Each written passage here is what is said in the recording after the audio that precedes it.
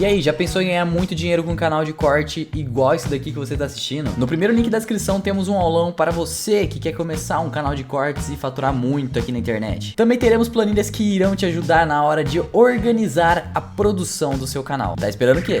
Que a China está passando agora pelo momento mais difícil desde os anos 70, desde os anos 80, porque desde aquela época a China cresce a quase 10%. Então o Partido Comunista fez um grande acordo dizendo: a gente entrega direitos econômicos, a gente garante o crescimento permanente, e em troca vocês não vão ter direitos políticos, né? Que o partido controla toda a situação, não há espaço para uma oposição. Você está falando a relação com a população. E com a população. Agora o partido vai ter que renegociar essa relação, porque a China vai passar por um momento de crescimento mais baixo. E você acha que eles precisam fazer essa renegociação? Com a população? Com a população? Eu acho que, sem dúvida, o modelo chinês que foi adotado do começo não funciona mais. Nós temos que entender uma coisa.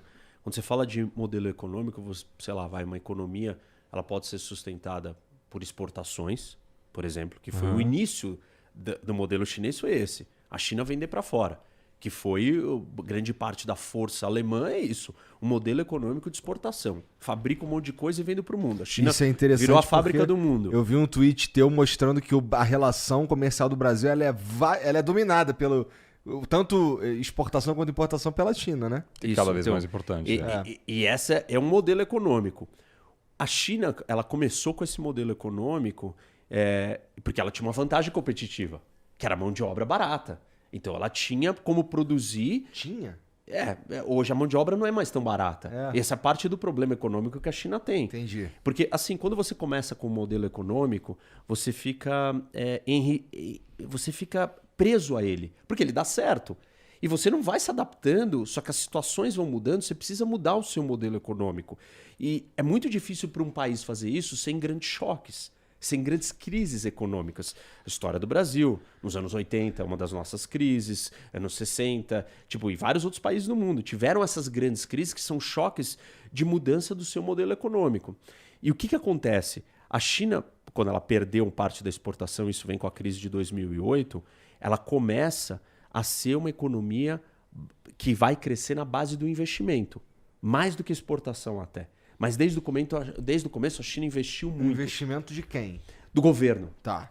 Ou até da iniciativa privada. Mas isso funciona da seguinte forma, porque a economia pode crescer por consumo ou por investimento. Sim. O que o governo gastando por investimento? Vou construir um monte de estrada, um monte de porto, um monte de ferrovia, um monte de coisas que nem louco. E aí você vai contratar um monte de construtora, vai ter um monte de gente que vai trabalhar naquela obra, vai ter que pintar, vai ter que comprar asfalto. E então, parece que a gente tá prosperando pra caralho. Isso, porque é muito crescimento. Pra vocês terem uma ideia, o Banco Mundial fala que o crescimento econômico da economia global, a porcentagem do crescimento da economia global que vem de investimento é 25%.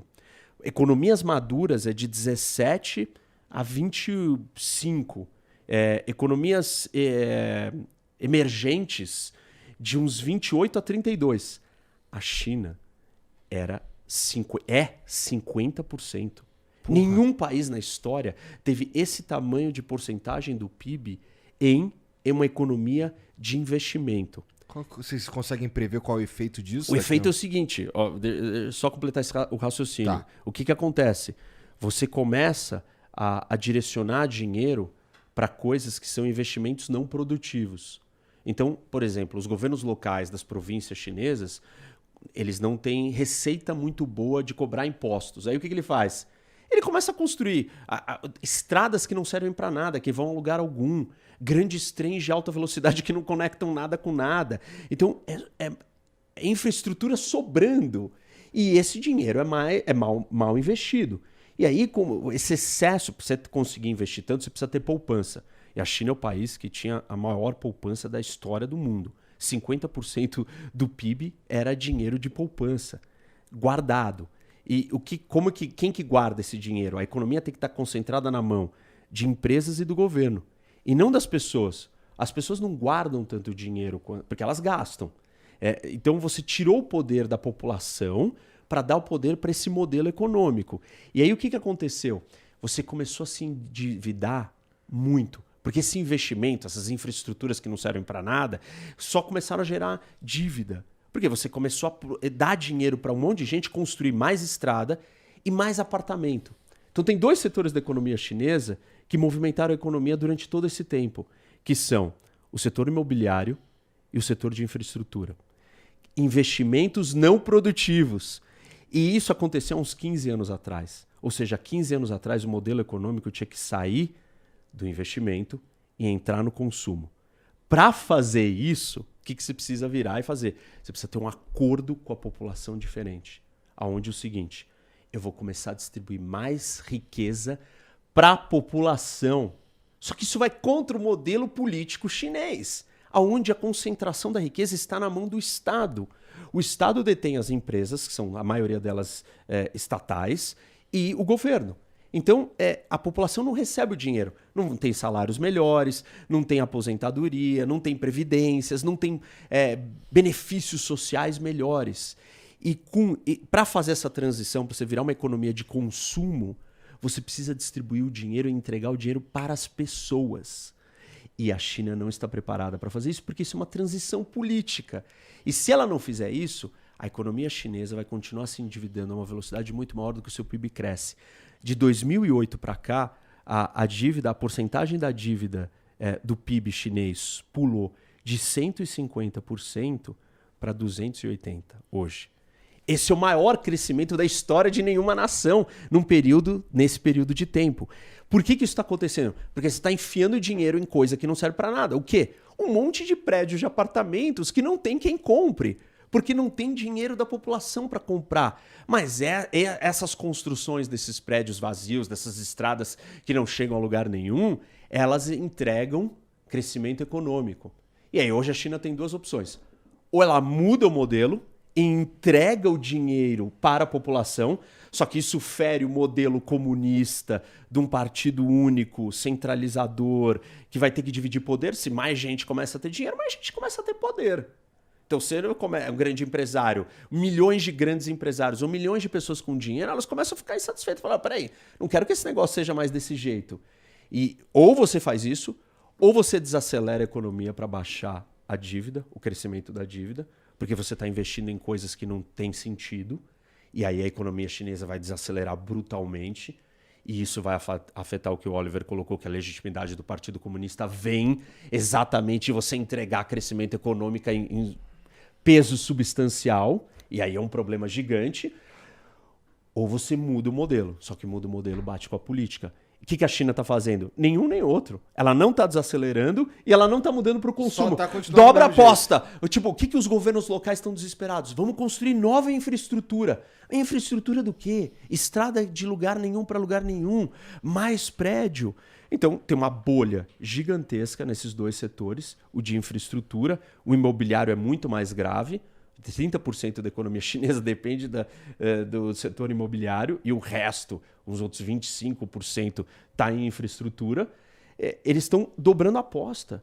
Isso vai aumentar a dívida a níveis absurdos e essa transição vai ser feita na força. Mas vai dar merda antes de fazer a transição?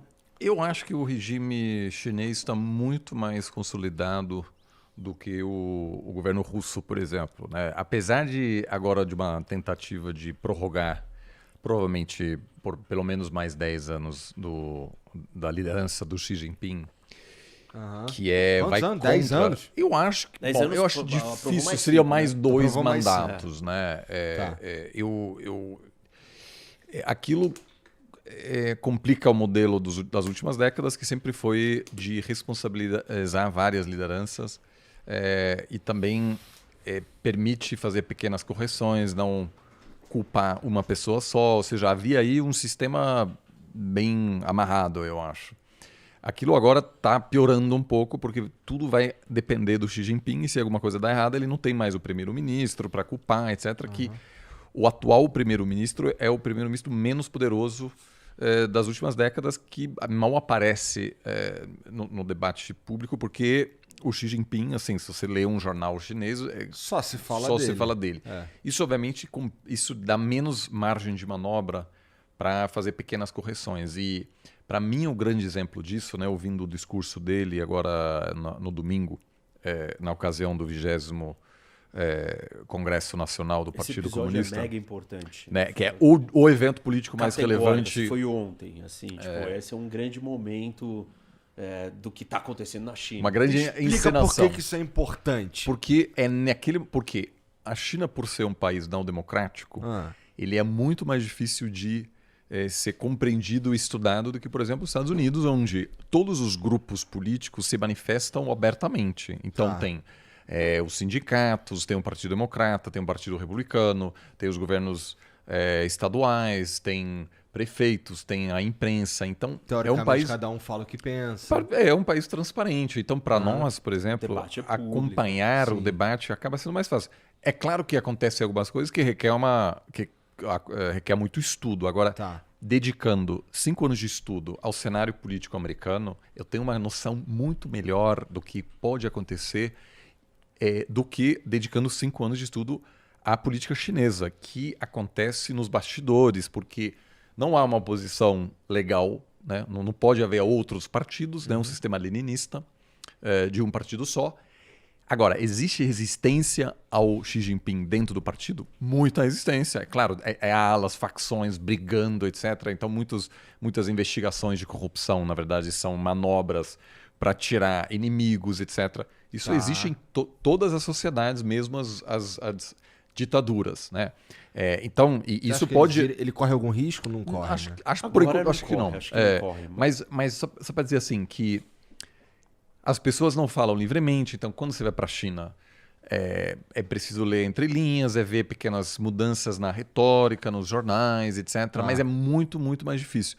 Então, aquele momento é um momento quando o governo chinês, na ocasião do Congresso Nacional, articula sua análise sobre o que está acontecendo na China e diz para onde pretende ir. E aí é fundamental ler, para quem se interessa, aquele discurso de 2 horas, que é um discurso difícil de decifrar, porque... Como assim 2 ou 3? É uma coisa... Não, às vezes o cara falou 3 horas, teve outro uma coisa, que ele falou 3 horas. Entendi. É uma coisa meio arcaica, mas assim, eu recomendo para quem gosta dessa temática, ler o discurso de domingo, compará-lo com o discurso de 5 anos atrás, ler aquele de 10 anos atrás, para sentir pequenas mudanças, e assim que é preciso estudar um partido que é um partido com milhões e milhões de integrantes, o Partido Comunista, mas que não tem... São 90 milhões não de afiliados ao partido. Sim, não tem endereço, não tem número de telefone. Mas então, 1,5 bilhão, 90 milhões. Mas bem, o pilar do sistema político, tanto que hoje quem manda em Xangai realmente é a pessoa responsável no Partido Comunista para Xangai e não o prefeito. Muitas vezes essas pessoas pensam da mesma forma. Esse ponto é muito importante. O Partido Comunista, ele vale mais do que o governo. Quem controla o partido, controla o governo. Entendeu? Então as posições... E tem uma coisa que acontece nesse congresso, que é a eleição de um conselho menor de 7 membros, que fazem parte junto com o presidente. Eu me sinto muito burro ouvindo vocês falar. E tem outros 350 membros que também são eleitos neste momento. E ali você vai ter a mudança das posições das principais coisas. Assim, tipo, quem vai comandar o conselho militar? Quem comanda isso ou aquilo? E essas pessoas podem ser futuros sucessores dele. Mas ele está botando todo mundo ali, né, do grupinho dele. E isso é um problema, porque isso já aconteceu lá atrás, quando o Mao Tse Tung fez isso. Inclusive, não só os aliados dele foram colocados dentro dos lugares estratégicos, como o pensamento dele foi inserido na Constituição, né? Nas diretrizes do partido. E agora, com o Xi Jinping, aconteceu a mesma coisa. Então, o pensamento de Xi Jinping está colocado lá dentro, incorporado. Então, isso é um controle, é um passo muito mais perigoso para o que alguns diziam que era uma forma de funcionar dentro de uma ditadura um pouco melhor do que uma pura autocracia. Existe esse partido, onde vem um, aí tem o outro, aí tem o conselho dos anciões.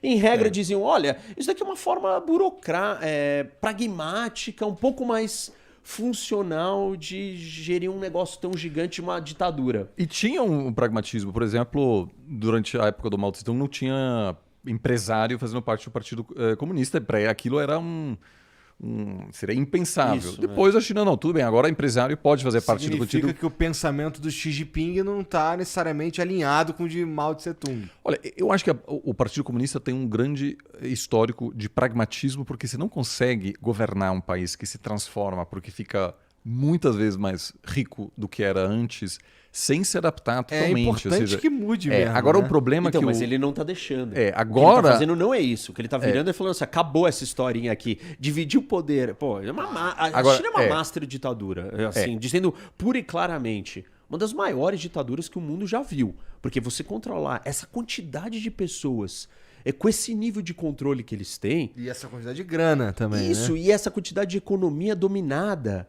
Esse é um projeto que a humanidade nunca viu. Esse nível de controle, a humanidade nunca assistiu deste tamanho, nessa escala. Na frente econômica, na frente cultural, na frente política, na frente de saúde. A política do Covid-0, ela é uma das coisas mais insanas que já se ouviu falar Então, no mundo. E esse é um isso- grande problema pro Xi Jinping.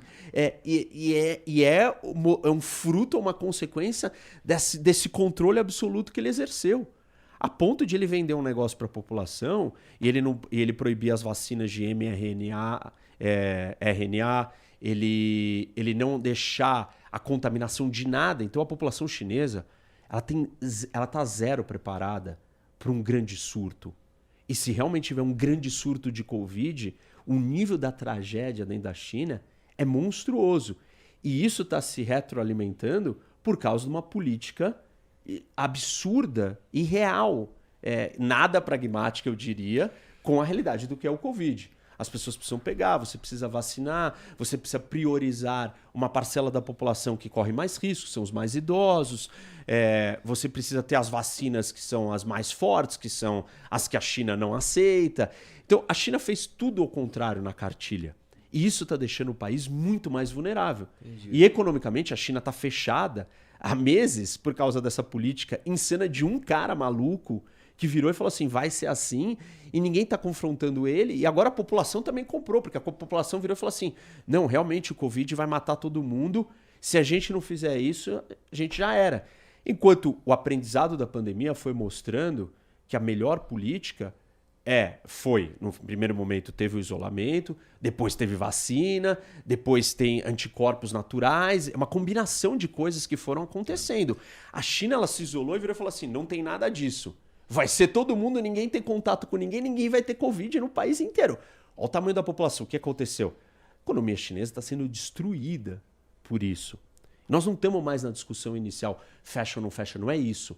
O que a China está fazendo com a política de Covid-0 é diferente do que qualquer país tentou fazer no mundo. Eu acho que é só um aspecto importante, porque existe hoje um debate grande sobre... Eu estava acompanhando vários youtubers que estão questionando o valor da democracia e dizendo que seria tudo mais fácil a gente conseguir concentrar o poder para implementar decisões sem grandes debates. Isso tem pessoas com 500 mil de seguidores no TikTok tendo um discurso... Claro.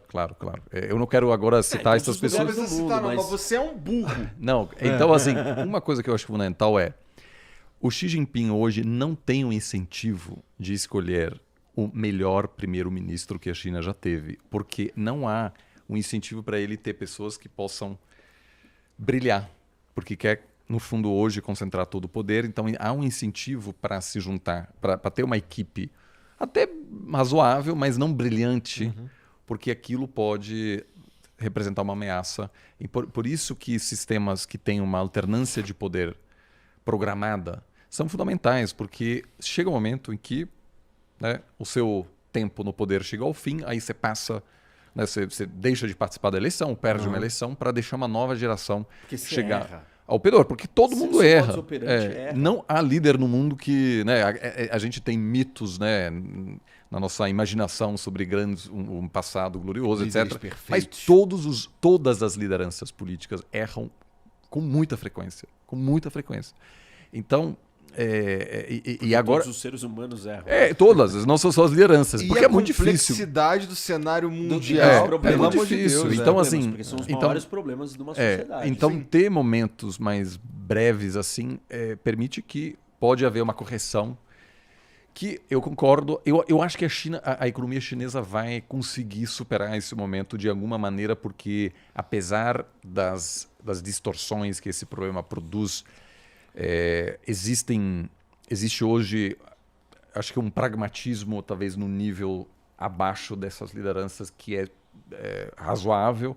Eu também acho que é uma economia grande que consegue iniciar, ou seja, estimular o consumo de alguma forma. É uma sociedade que tem alguma capacidade de adaptação, mas é verdade, é preocupante um estatismo hoje grande, que o Xi Jinping é uma pessoa que não vai, de repente, permitir que grandes experimentos serão implementados. E isso foi a marca registrada na China nos anos 90, 80 e 90. Grandes experimentos. Ou seja, permitiram em algum momento a iniciativa privada para tomar decisões de maneira livre. Eles ficaram reféns desse resultado monstruoso de 4 décadas de sucesso econômico gigantesco. Porque a crise também ela produz uma situação em que o país se abre a novas abordagens que são fundamentais. E a China, no fundo, né, meus amigos dizem que assim, uma experiência muito comum. Os pais nasceram na pobreza, no interior, e se transformaram em pessoas muito ricas, né? Ou seja, uma transformação da sociedade que faz com que ninguém